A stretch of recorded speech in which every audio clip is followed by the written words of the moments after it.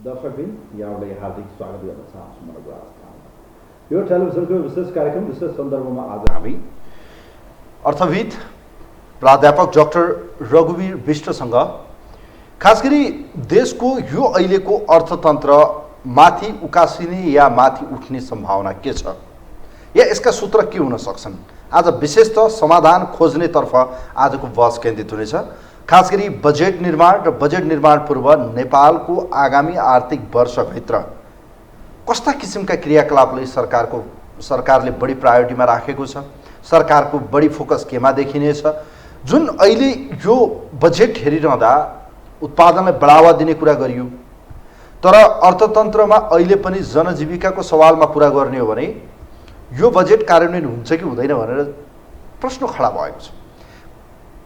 एकातिर महँगी वृद्धिको विषय छ, अर्कोतिर ब्याङ्किङ वित्तीय सेक्टरहरूको तरलता, यी संस्थाहरू डुब्ने अवस्थामा पुगेका छन्, कयौँ संस्थाहरू धराशायीको अवस्थामा छ। सरकार भने यो परिस्थितिमा विभिन्न उत्पादनलाई बढावा दिने, कल कारखाना खोल्ने त भन्छ, तर उसको पुँजीगत खर्च अहिले पनि हेर्ने हो भने करिब 12% मात्रै देखिन आउँछ। त यो 12% या करिब 12 देखि 17% एराउन्ड 17% को यो पुँजीगत खर्चलाई कसरी कार्यान्वयन गर्ने सम्भावना छ?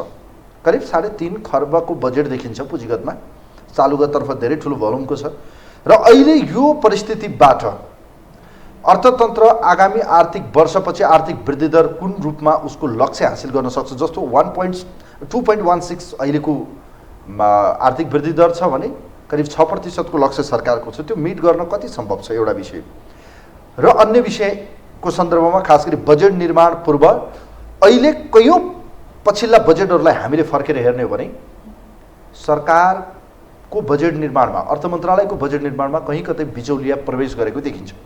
गत सरकारको बजेट निर्माणको क्रममा सीसीटीभी फुटेजकै विषय बाहिर आयो, मुसाकै प्रवेशको विषय आयो, जहाँ केही व्यापारिक घरानाका व्यक्तिहरूका निम्ति चाहिँ एउटा ठुलै कर दर हेरफेर र सूचना लिक भयो, जसमा बजेट नै तिनैले बनाएको आरोप समेत लाग्यो, जसको त अब छानबिन पनि भयो। तर अहिले पनि यो विषय उठेको छ, संसदीय छानबिन समिति बनाउनु पर्ने। तर हरेक बजेट निर्माण पूर्व बिचौलिया या भनौँ यो बजेट निर्माणको पूर्व सन्ध्यामा सूचनाहरू कर दर हेरफेरको या कर सम्बन्धी किन सूचना लिक गरियो, या यसको पछाडि कारण के हुन सक्छ, या यसले अब अर्थतन्त्रमा कस्तो असर गर्न सक्छ? आज यिनै विषयमा कुराकानी गर्दैछु। म प्राध्यापक डाक्टर रघुवीर विष्टजीलाई वेलकम गर्न चाहन्छु। डाक्टर साहब नमस्ते, वेलकम, यहाँलाई स्वागत छ। आराम छ डाक्टर साहब? सर, अब कुरा गरौँ, जस्तो यो बजेट आयो, बजेट कस्तो आयो र बजेट आउनुभन्दा पहिले नै बजेट निर्माणलाई कुन किसिमले चाहिँ उहाँहरूले एक्सर्साइज गर्नुभयो या निर्माण गर्दा जुन होमवर्क गर्नुभयो नि उहाँहरूले, त्यो सही देखेन भनेर अहिले बाहिर आइसकेको विषय रह्यो। खास गरी बजेट निर्माणमा बिचौलियाहरू जहिले पनि यो देखिएको छ। पछिल्ला केही वर्ष यताको बजेटमा बजेट निर्माण गर्नका निम्ति बालुवाटार या भनौँ सिंहदरबार जता जता पहुँच पुग्छ, विशेषतः अब सिंहदरबारै भनौँ, त्यो मन्त्रालयको व्यक्तित्वहरू या त्यो पहुँचमा पुग्ने व्यक्तिहरूले बजेट निर्माणलाई प्रभावित पारेको जस्तो लाग्छ, लाग्दैन सर? अहिले बाहिर आएको विषयलाई कसरी हेर्नु भएको छ प्लिज? अब यो संसदमा छलफल भएर अर्थमन्त्रीले स्वीकार गरिसकेको विषय भएकोले गर्दाखेरि यसमा अब विवाद छैन। गत वर्ष जे समस्या आयो त्यही समस्या चाहिँ अहिले यो वर्षमा पनि आएको देखिन्छ। र त्यो चिजलाई तपाईँले केलाउनु भयो भने अब के पाउनुहुन्छ भन्दाखेरि राजनीतिक रूपमा यदि अर्थतन्त्रमा तपाईँले एउटा चिज अहिले के पाउनु शब्द या अहिले चलेको अवस्था छ भन्दाखेरि क्रोनिक क्यापिटलिजम चाहिँ नि हावी भएको अवस्था छ। व्यवसाय र राजनीति चाहिँ नि अहिले गठजोडमा हामी देख्न सक्छौँ। त्यसको प्रभाव राजनीति चाहिँ नि अहिले व्यवसाय घरानाहरूको प्रभावमा परिरहेको अवस्था हामी देख्न सक्छौँ।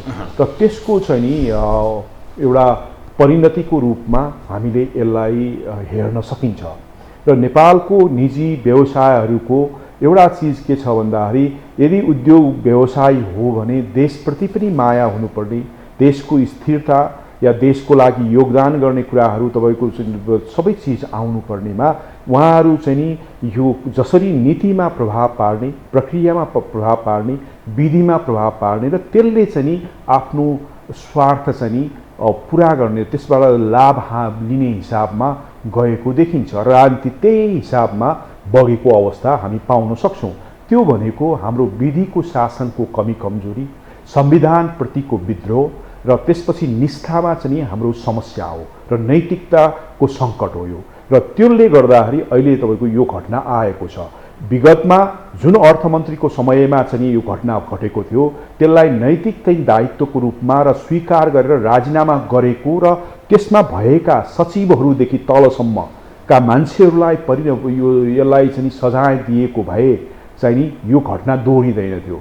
र अहिले दोहोरीको कारण किन भन्दाखेरि जे गर्दा पनि हुन्छ या चाहिँ यो एउटा अराजक अवस्थालाई हामी लिन सक्छौँ।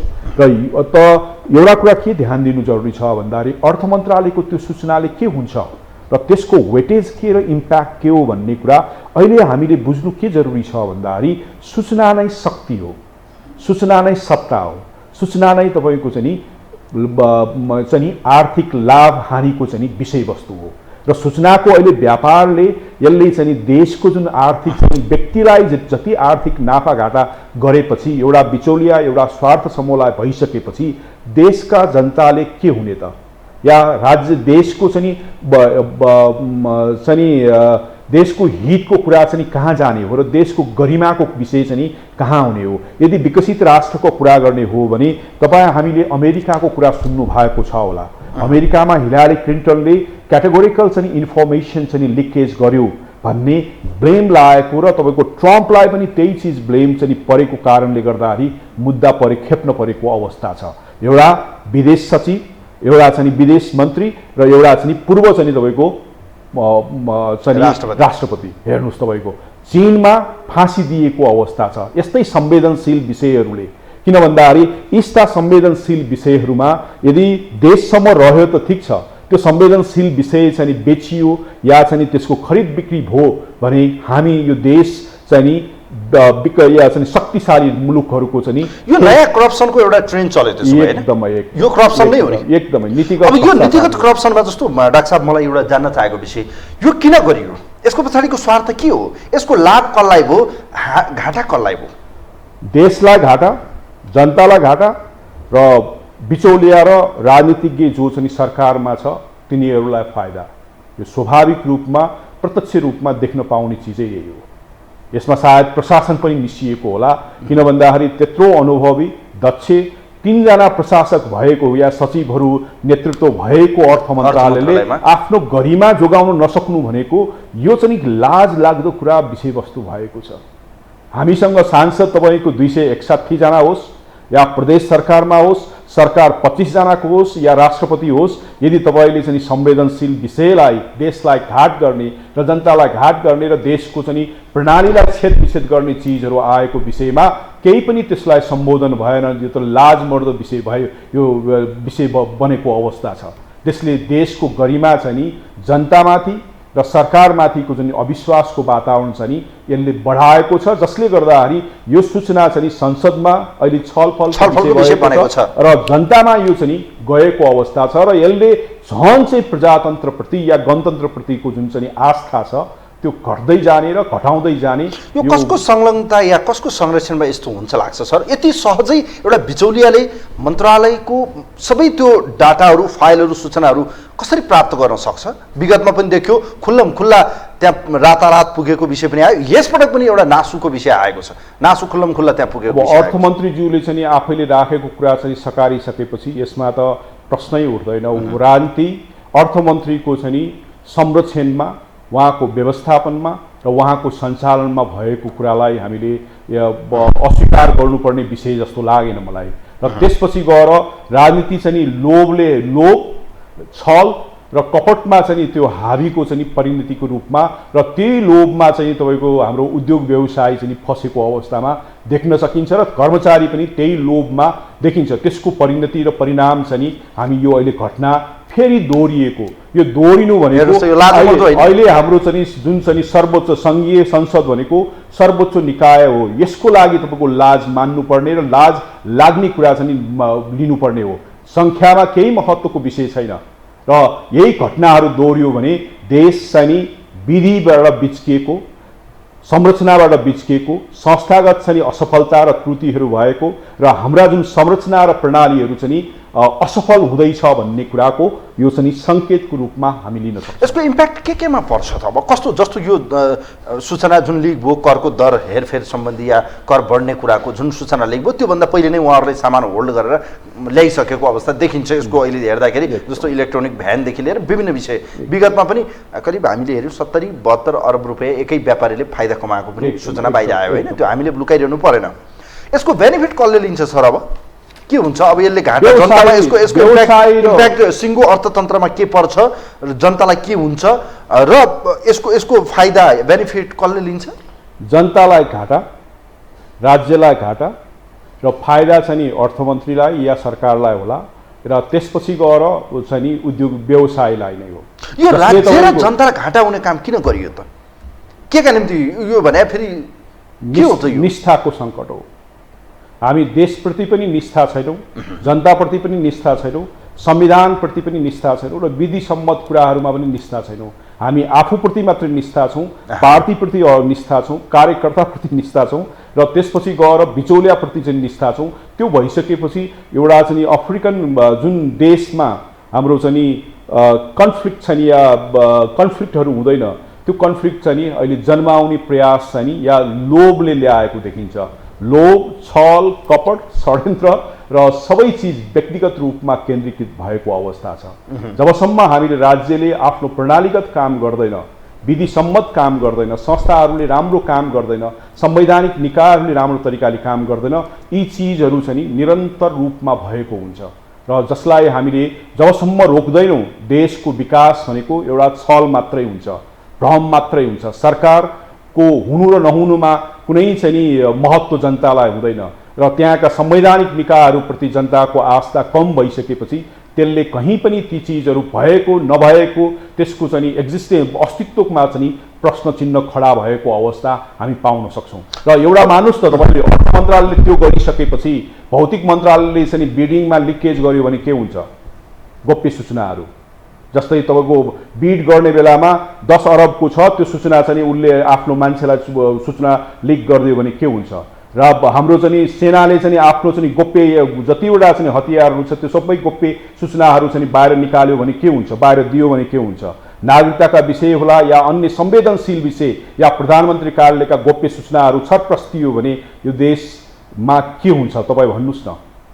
यसले चाहिँ जुन हामीले मूल्य सोचेका छैनौँ त्यो मूल्य जनताले चुकाउनु पर्ने। अरू विषय भन्दा अर्थ मन्त्रालय या अर्थतन्त्रको सवालमा जनताले नबुझेको हो कि सर यो विषय त्यति अरू विषय उड्दा चाहिँ विरोध हुने, विभिन्न किसिमले सडकमा प्रदर्शन हुने या राजीनामासम्मको माग आउने, तर यो अर्थतन्त्र यति यो टेक्निकल विषय खास गरी यो देखिन्छ यो जानकारी नै हुँदैन कि सर? जनताले यसको अर्थै बुझ्दैनन् कि यो भयो भने के हुन्छ, किन गरियो, यसको फाइदा बेफाइदाको बारेमा पब्लिकले त्यति धेरै बुझे जस्तो लाग्छ तपाईलाई? हैन, जनताले गलत त गलत हो, यसमा त नो डाउट, तर कारबाही किन गरिएन? दुईवटा कुरा छ अहिले हामीले हेर्नुपर्ने। समय र सन्दर्भले गर्दाखेरि अहिले हाम्रो चाहिँ शैक्षिक स्तर चाहिँ बढेको अवस्था छ र जनतामा सूचनाको हक चाहिँ युट्युबर भन्नुहोस् या चाहिँ सोसियल मिडियाले गर्दाखेरि एकदमै ठुलो पहुँच छ। यदि काठमाडौँको यदि सर्वेलाई हेर्ने हो भने करिब 84 देखि 90% मान्छेले सोसियल मिडियालाई युज गर्छ भन्ने कुरा छ। र हो यद्यपि तपाईँको चाहिँ अर्थ मन्त्रालय र बजेट बनाउने कुरा प्राविधिक भए पनि अपराध गर्ने कुरा त प्राविधिक भएन नि, लिकेज गर्ने कुरा त प्राविधिक भएन नि त। अनि त्यसले चाहिँ फाइदा कसलाई गर्छ? एकदमै तपाईँको चाहिँ सरप्रस्तिएर बाहिर ननिस्किने कारणले गर्दाखेरि जनताले आफ्नो चाहिँ विचार आफूले चाहिँ त्यसलाई चाहिँ जजमा या निर्णय गर्ने, त्यसको अब्जर्भेसन र त्यसको जजमेन्ट गर्ने कुरामा थोरै ढिला चाँडो मात्रै हुने हो। तर यो गएको चुनावलाई हेर्ने हो भने जनताले चाहिँ जजमेन्ट गर्न सक्छ या न्याय, सामाजिक न्याय र आफ्नो चाहिँ जुन चाहिँ न्याय गर्ने क्षमता छ उनीहरूले चाहिँ गर्न सक्छ भन्ने कुरा त यो चुनावले देखाएको अवस्था पनि छ नि त। त्यसले गर्दाखेरि जनता त्यति चाहिँ मूर्ख छैनन्, जनता वेट एन्ड वाच गर्छन्। जनता चाहिँ आफ्नो चाहिँ जुन समय छ या चाहिँ जुन अवसर आउँछ त्यो अवसरमा उनले जवाफ दिन प्रयास गर्छ। तर अर्थ मन्त्रालयका कुराहरू थोरै प्राविधिक छ, सिधा सिधा तपाईँको भ्रष्टाचार देखिँदैन। नीतिगत भ्रष्टाचार भएकोले यसले कसलाई फाइदा भएको छ, कति एमाउन्ट भएको छ, यो कुरा चाहिँ मिडियालाई ट्रायल गर्दा पनि गाह्रो अवस्था छ। त्यसले गर्दाखेरि अनुमानको भरमा मात्रै अहिले भइरहेको अवस्था हुन्छ र तैपनि खोज पत्रकारिताले गर्दाखेरि यो धेरै इन्फर्मेसन बाहिर आएको छ। मलाई आशा छ जनताले यसमा चाहिँ जस्तै संसदमा जसरी बहस हुन थालेको छ त्यस्तै बहस जनताले पनि यसको बारेमा आफ्नो धारणा तयारी गरेर गर्नेछ र त्यो चिज चाहिँ। तर अर्को पाटो के छ भन्दाखेरि नैतिकता भनेको चिज आफूभित्रको मनलाई जवाफ दिने कुरा हो। खै त अहिलेसम्म अर्थमन्त्रीले जवाब दिनु भएको छैन, राजीनामा दिने कुरै छैन, अझै उहाँ चाहिँ जबरजस्त रूपमा चाहिँ मैले त्यही भने नैतिकताको विषय चाहिँ जनताले देख्दैन। त्यसले गर्दाखेरि जनताले तब देख्छ जब उनले चाहिँ त्यो नैतिकता ग्रहण गरेर यो चाहिँ म राजीनामा गर्छु, यसलाई स्वीकार गर्छु तब भन्छ।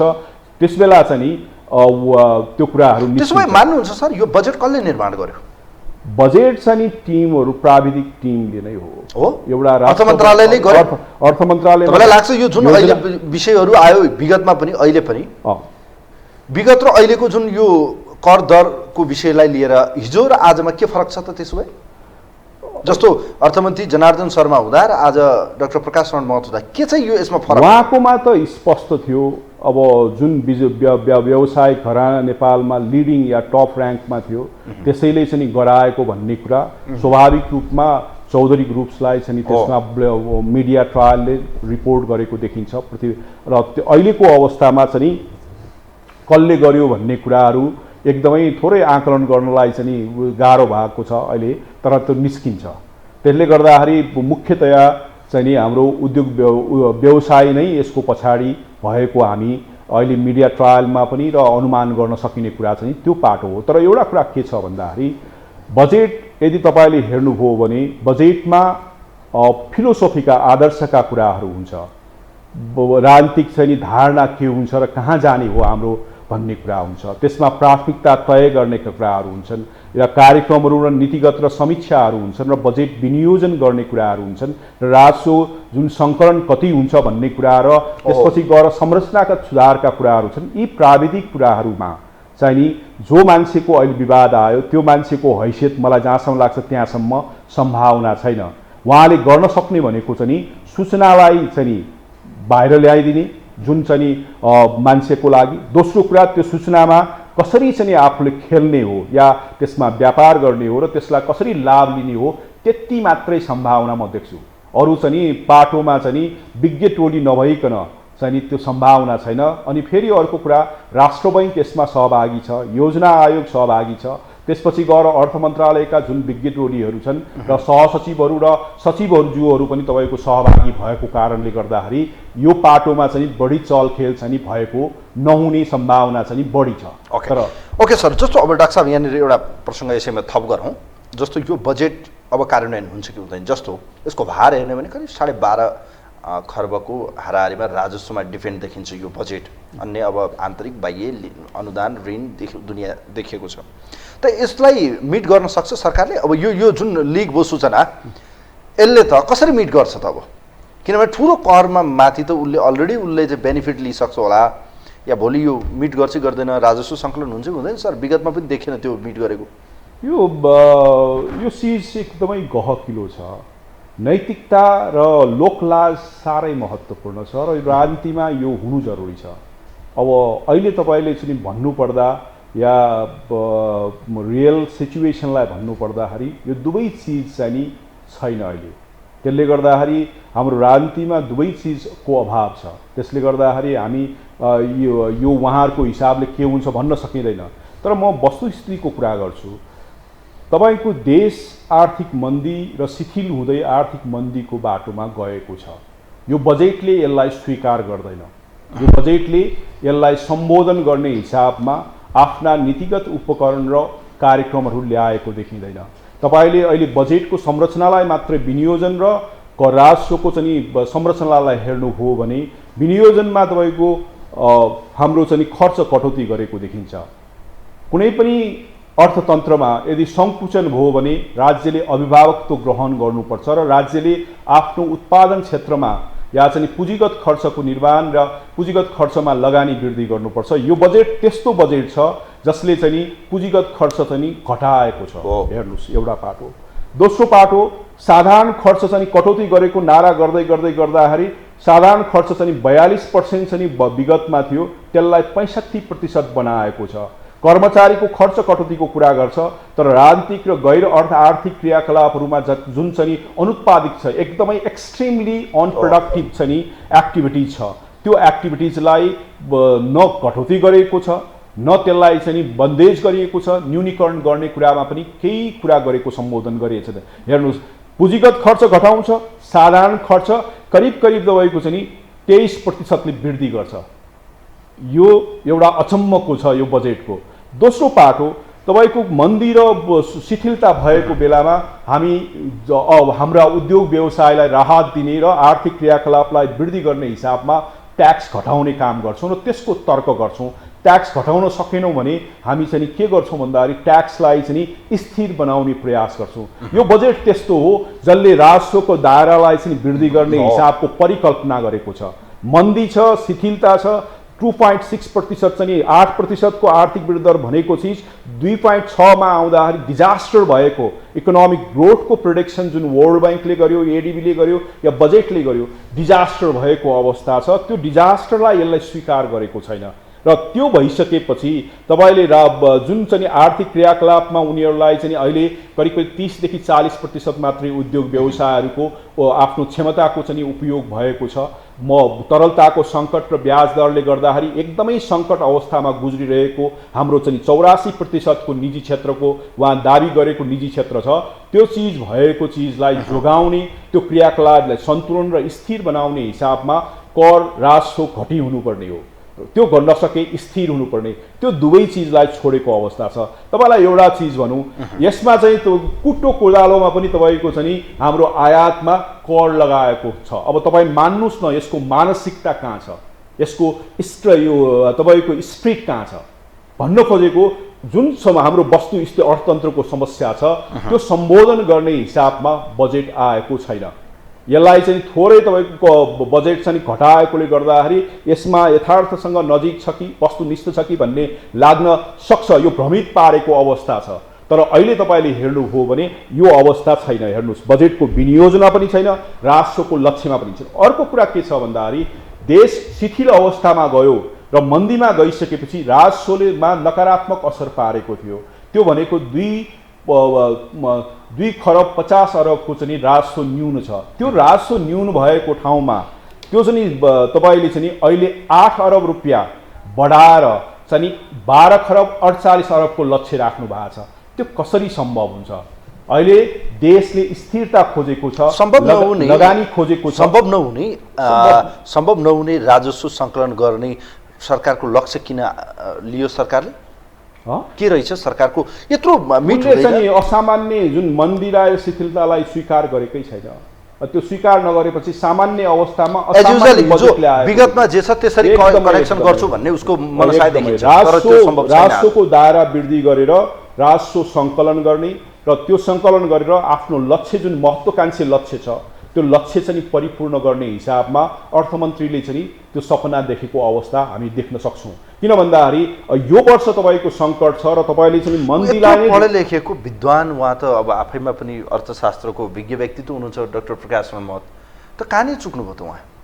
अब यो बजेट निर्माण त जुन तपाईँले भन्नुभएको छ अर्ग्यानिक भएन या भनौँ माटो सुहाउँदो भएन या रियालिटी भन्दा अलिकति बाहिर भयो भन्ने जुन भनिरहनु भएको छ। बजेटको आकारलाई मान्छेले सबैले चाहिँ यो चाहिँ अलि यथार्थवादी नजिक हो कि भन्छन्, तर भित्र जानुभयो भने अलमल भ्रमित र अल्झिएको बाँझिएको कुराहरू धेरै कुराहरू छन्।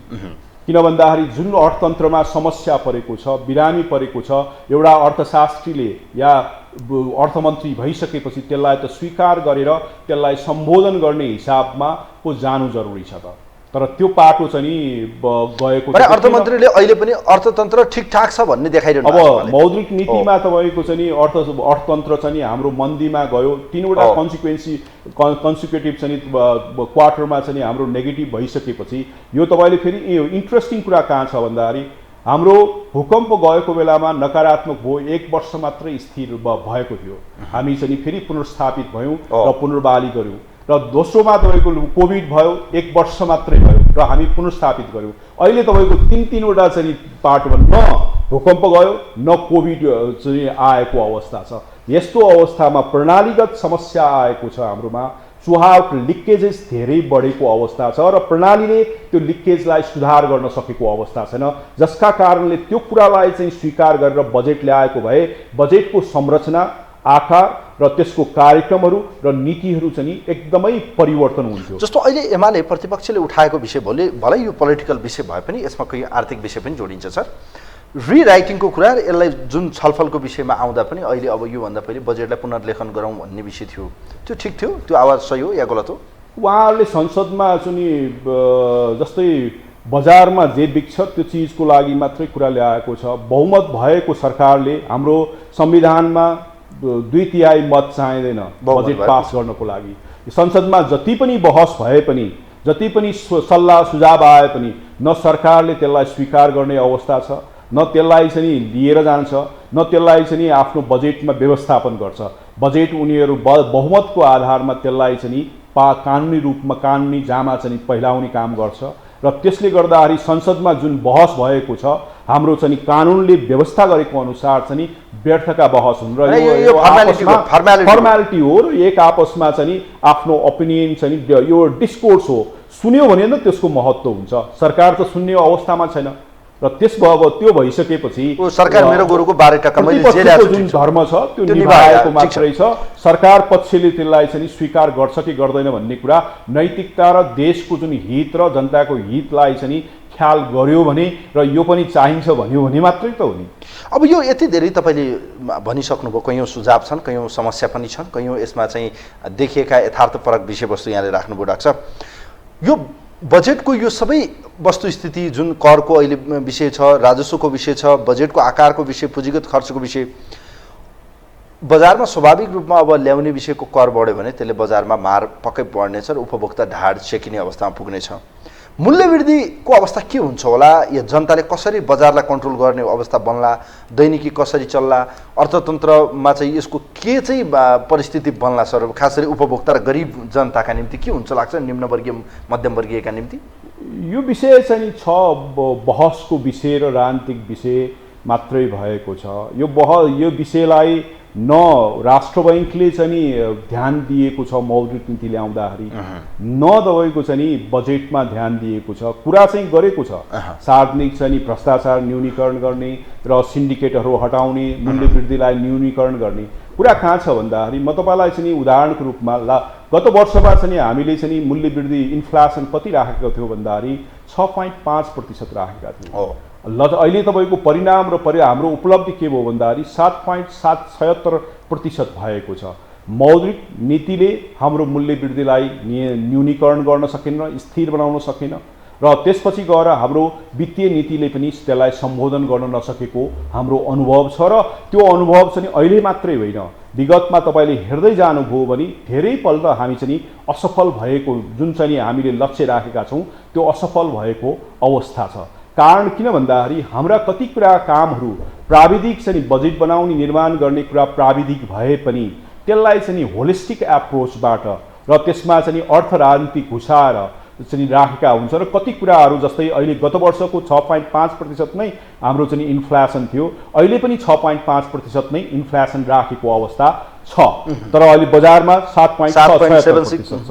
त्यसले के देखाउँछ भन्दाखेरि बजेटले अब तपाईँको आउने दिनमा जुन राजस्व वृद्धि गरेको छ त्यो राजस्व र क्रोनिक जुन क्यापिटलिजम छ त्यसले दोहोरो चाहिँ मार सिन्डिकेट पनि हावी हुन्छ। बजार एकदमै अपूर्ण हिसाबमा चल्छ, अपूर्ण प्रतिस्पर्धाको हिसाबमा। यसमा केही कुराहरू संरचनागत सुधारहरू गरेर बजारलाई स्वतन्त्र रूपमा र सिन्डिकेट मुक्त बनाएर बजारलाई चाहिँ माग र चाहिँ आपूर्तिको विषयमा चाहिँ त्यसलाई चाहिँ चलाउने भन्ने कुराहरू ल्याउँदै पनि यो पाटो चल्नेवाला देखिँदैन। राजस्वले ल्याउन साथै त्यसले हाम्रो मूल्य वृद्धि चाहिँ वृद्धि हुनेवाला छ। अघि तपाईँले चाहिँ जस्तै गाडीको कुरा गर्दाखेरि गाडीमा यदि कर जुन बढायो त्यो गाडी त भित्र आइसकेको छ, तर कर बढाएको हिसाबमा उनले मूल्य समायोजन गरेर बजारमा ल्याउने हुन्छ र त्यो गाडी चढ्न मन पराउने र रुचि गर्ने मान्छेहरूलाई चाहिँ मूल्य बढी तिर्नुपर्ने हुन्छ। यहाँ विवाद पनि होला, उच्च घरानाका मान्छेहरू, हाई मिडल इन्कमका ग्रुपहरूले तिनीहरूले नतिरे कसले तिर्ने भन्ने कुरा। अरू वस्तुहरू छन्, जस्तै मैले कोदालोको कुरा गरेँ, यहाँ चाहिँ तपाईँको चाहिँ हाम्रो कोदालो मात्रै होइन, हामीले चाहिँ बन्चरो पनि छ, यी सबै चिजमा कर लागेको छ हेर्नुहोस्। त्यसपछि गएर तपाईँले चाहिँ फलफुलका कुराहरू, जुसहरू छन्, र त्यसपछि गएर अन्य ससाना कुराहरूमा यसमा कर राजस्व चाहिँ हेरफेर गरेकोले, जस्तै सहकारीमा छ, सहकारीमा 6% चाहिँ बढा 1% बढेको अवस्था छ, र अन्य ठाउँमा करको दायरालाई वृद्धि गर्नको लागि राजस्व चाहिँ वृद्धि गरेको अवस्था छ। त्यसले स्वाभाविक रूपमा हाम्रो मूल्य वृद्धि हुन्छ। त्यसले गर्दाखेरि हाम्रो न्यूनतम चाहिँ जुन आय भएका दैनिकी जीवन यापन गर्नुपर्ने र हाम्रा गरिब जुन जनताहरू छन्, जस्तै करिब चाहिँ 18% मान्छे गरिब जनताहरू छन्, र दैनिकीमा हाम्रो अनौपचारिक अर्थतन्त्रमा हाम्रो 55% को हाराहारी मान्छे छन्। ती मान्छेको जीवनयापनमा चाहिँ यसले चाहिँ समस्या गर्छ भन्ने कुरा चाहिँ हाम्रो अनुमान गर्न सकिन्छ। कारण किन भन्दाखेरि हाम्रो यो इन्फ्लेसन चाहिँ आपूर्तिमा समस्या, अब जस्तै हाम्रो उत्पादनको लागत वृद्धि भएर पनि होला, तर चाहिँ हाम्रो उत्पादन चाहिँ नभएको कारणले र परनिर्भर भएको कारणले गर्दाखेरि जहाँ राजस्वले छुना साथै त्यसको मूल्य वृद्धि बढ्ने अवस्था एकदमै। अहिले राष्ट्र बैंकको चाहिँ मौद्रिक नीतिले हाम्रो चाहिँ इन्फ्लेसनलाई न्यूनीकरण गर्न नसकेको कारण चाहिँ आयातबाट चाहिँ बढेको छ, जुन चाहिँ पेट्रोलियम प्रोडक्टको प्राइस हो, डलरको प्राइस हो, र हाम्रो युएसएसआर र चाहिँ युक्रेनको युद्धको कारणले गर्दाखेरि जुन चाहिँ समस्या आएको छ, त्यो समस्यालाई तपाईँले चाहिँ बाहिर भित्रबाट जुन बैंकको इन्ट्रेस्ट बढाएर कसरी सम्बोधन हुन्छ र? किन भन्दाखेरि मान्छेसँग लिक्विडिटी, पर्चेजिङ क्यापासिटी र लिक्विडिटी चाहिँ भएर त्यो वृद्धि भएको होइन, र त्यस कारणले गर्दाखेरि अहिले पनि अब अर्थमन्त्रीज्यू र अर्थ मन्त्रालयले र देश सरकारले चाहिँ सोच्नुपर्ने कुरा के छ भन्दाखेरि जनतालाई पैसा बाँडेर मात्रै होइन, बजारमुखी अर्थतन्त्र हामीले निर्माण गर्दैछौँ भने बजारले नै त्यो मुद्रास्फीति या इन्फ्लेसनलाई चाहिँ कम गर्ने, त्यो पनि एउटा चाहिँ हिसाबमा अप्रत्यक्ष रूपमा राजस्व हो। यदि मूल्य वृद्धि भयो भने हामीले चाहिँ जनताले त्यसलाई चाहिँ तिर्नुपर्ने हुन्छ, र त्यो तिर्दाखेरि जनताको जीवनस्तर कस्तो होला? अहिले नै तपाईँले हेर्नुभयो भने थमेलमा पसलहरू बन्द भएको, या चाहिँ उत्पादनका प्रणालीहरू चाहिँ उद्योग व्यवसाय सञ्चालन गर्ने कुरा गर्छ सरकारले, कृषिलाई प्रायोरिटी गर्ने कुरा गर्छ, अनि यो कार्यान्वयन हुने गरी लक्ष्य हो कि सर त्यतिकै यो भन्नका निम्ति भनिएको हो त? यो अहिले कृषिको सवालमा या उद्योग व्यवसायको सवालमा तपाईँले बजेट विनियोजनमा हेर्नुभयो भने आशा लाग्दो छैन। किन भन्दाखेरि उद्योगमा चाहिँ बजेट घटाएको अवस्था छ, हेर्नुहोस् ठुल्ठुलो कुरा गरेको छ, तर बजेट चाहिँ गत वर्षभन्दा घटाएको अवस्था छ। कृषिमा गत वर्षभन्दा चाहिँ त्यही हाराहारीमा बजेट विनियोजन 58 अरब रुपियाँ हाराहारी गरेको छ। अनि अर्को कुरा याद गर्नुहोला, यो बजेट विनियोजनलाई तपाईँले हेर्नुभयो भने करिब 75% चाहिँ त्यहाँको चाहिँ कर्मचारी चालु खर्चमा चाहिँ खर्च हुन्छ। 25%ले उद्योगको के कल्याण होला, 25%ले कृषिको के कल्याण होला, एउटा पाटो त्यो छ। दोस्रो पाटो के छ भन्दाखेरि तपाईँले कृषिको कुरा गर्दा एउटा कार्यक्रम यहाँ ल्याएको देखिन्छ, जस्तै त्यो उत्पादनको अनुदान दिने उत्पादनमा। किन भन्दाखेरि यो चाहिँ एउटा तर्कगत रूपमा र व्यावहारिक रूपमा चाहिँ आवश्यक नीति हो, तर समस्या कहाँ छ भन्दाखेरि तपाईँले मापन कसरी गर्नुहुन्छ त? कुन चाहिँ आधारमा त्यसलाई चाहिँ त्यो अनुदान उत्पादन राम्रो या बढी भयो कसरी? हाम्रो त बिचौलियाले तपाईँको चाहिँ बिजो त्यो झोलामा जग्गा राखेर, झोलामा कृषि राखेर लिएको जुन चाहिँ अनुदानहरूको उपयोग गरेर जो कृषक छ त्यहाँसम्म नपुगेको अवस्था हाम्रो समस्या हो। र अहिले यो कार्यक्रमको हिसाबमा राम्रो, तर चाहिँ त्यसलाई व्यवस्थापन गर्ने र कार्यान्वयन गर्नलाई संरचना, विधि र कार्यनीतिहरू नभएकोले गर्दाखेरि त्यहाँ चाहिँ समस्या होला जस्तो लाग्छ। र उद्योगको विषयमा चाहिँ एउटा चिज के छ भन्दाखेरि राजस्वमा बजेटमा यदि भाषण गरेकै कुरालाई विश्वास गर्ने हो भने एक तह चाहिँ कच्चा पदार्थमा चाहिँ कर घटाउने, कस्टम ड्युटिज चाहिँ, र एक त फाइनल प्रोडक्टमा चाहिँ बढाउने या चाहिँ त्यो एक तह चाहिँ को पनि फरक ल्याउने भन्ने कुरा छ। यसले निश्चित रूपमा चाहिँ हाम्रो फाइदा गर्छ, तर त्यतिले मात्रै पुग्दैन। हाम्रो देश यस्तो देश हो जुन राज्यले चाहिँ हाम्रा सामानहरूलाई चाहिँ अवैध रूपमा निर्यात गर्नलाई प्रोत्साहित गर्छ। हामीलाई चाहिँ नि उद्योगलाई कति 100 युनिट चाहिन्छ भने राज्यले 200 युनिटलाई चाहिँ नि आयात गर्नलाई प्रोत्साहन गर्छ। हेर्नुहोस्, डिप्रेसनमा दुःख गरेर रगत पसिनाले ल्याएको डलरलाई चाहिँ नि हाम्रो चाहिँ मिसयुज गरेर व्यवसायिक घरानालाई चाहिँ फाइदा गर्ने हिसाबमा ल्याएको हामी पाउन सक्छौँ। त्यसले गर्दाखेरि उद्योगको जुन क्षमता छ त्यो क्षमता अनुसार चाहिँ हामीले आयात गर्न दियौँ र त्यो अनुसारको व्यवस्था चाहिँ गर्न सक्यौँ र सञ्चालन गर्न सक्यौँ र कार्यान्वयन गर्न सक्यौँ भने मात्रै चाहिँ नि हाम्रो उद्योग व्यवसाय चाहिँ नि सुध्रिनेवाला हुन्छ। तर त्यो पाटो चाहिँ यदि गरेनौँ र हामी त्यसमा पनि सम्झौता गरेनौँ, राजनीतिक उद्देश्य अभिलाषाहरूलाई ध्यान दियौँ भने समस्या एकदमै समस्या आउँछ। तर एउटा कुरा के छ भन्दाखेरि घुमिफिरिकन यसले चाहिँ नि निजीकरणका कुराहरू ल्याएको छ एउटा कुरा, र जुन चाहिँ हाम्रो नसक्ने पब्लिक इन्टरप्राइजेस छ ती चिजहरूलाई बेच्ने कुराहरू ल्याएको हामी पाउन सक्छौँ। र अर्को कुरा चाहिँ केही कुराहरू सम्भावना भएका उद्योगहरूलाई यसले चाहिँ नि संरक्षित गरेर राज्यले फेरि त्यसलाई चाहिँ सञ्चालन गर्ने भन्ने कुराहरू पनि ल्याएको छ। तर कति कुरा मुख्य कुरा कहाँ छ भन्दाखेरि सरकार कति समय टिक्छ र मान्छे परिवर्तन हुनासाथै हाम्रो नीतिगत कति परिवर्तन हुन्छ र कार्यक्रमहरू कतिको परिवर्तन हुन्छ भन्ने कुरा हेर्न बाँकी छ। किन भन्दाखेरि कुनै पनि आयोजना र परियोजनाको लागि यसमा चाहिँ अहिले केही सुधारका कुराहरू ल्याएको छ, जस्तै बिडिङका कुराहरू ल्याएको छ।